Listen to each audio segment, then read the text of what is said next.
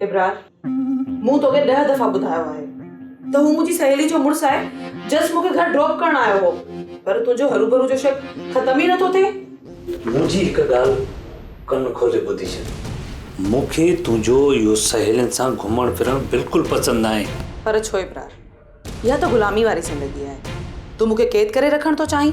कुझु बि सम्झे, पर आईंदा कंहिं बि सहेलीअ सां मिलण जी कोशिशि न कजांइ, न त मूंखे अहिड़ी अज़ाब वारी ज़िंदगी गुज़ारण जो को बि शौक़ु न आहे डॉक्टर इब्रार। तूं मुंहिंजे रोकण जे बावजूदि पंहिंजो घुमण फिरण बंदि न कंदीअ? तुंहिंजी मर्ज़ी आहे त मां साहब तुंहिंजी मर्ज़ी सां खणा, ईअं न, पर ईअं कोन थींदो। जंहिं ईअं न थियो न त पोइ पाण ॿई गॾु कोन हली सघंदासीं। तुंहिंजी मर्ज़ी आहे, बाक़ी ज़िलत जी ज़िंदगी गुज़ारण मूंखे गवारा न आहे।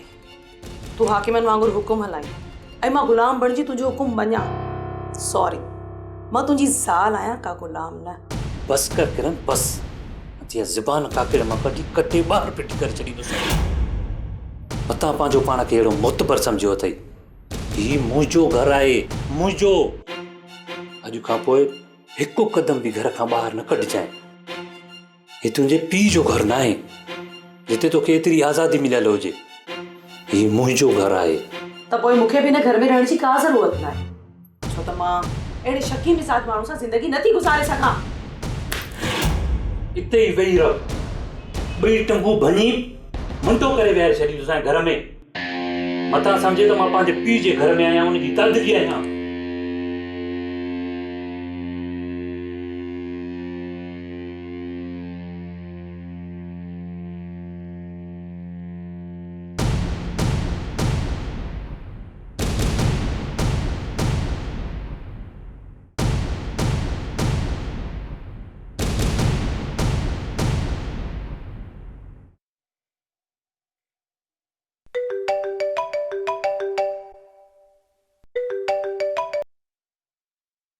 हेलो किरण, तुंहिंजो आवाज़ रेडियो में छो अटकी पियो आहे? ख़ैर त आहे? तुंहिंजी मोहब्बत जो इनाम मिलियो आहे। इब्रार मूंखे चमा ठही आहे।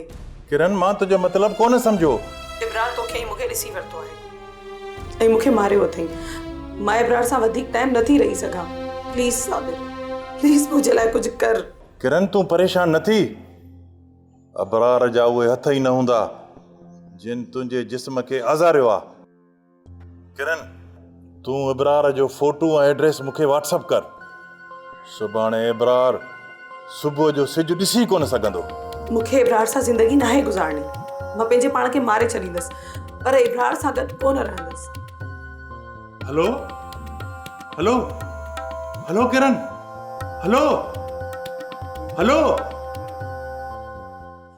ड्रामा सीरियल सिलसिला मोहब्बतुनि जा तमाम एपिसोड्स ॾिसो हाणे HD क्वालिटीअ में। विजिट करियो असांजो YouTube channel Sindh TV HD drama. Subscribe कयो असांजो official YouTube channel Sindh TV HD drama ऐं वधीक अपडेट लाइ बेल आइकन खे क्लिक करियो।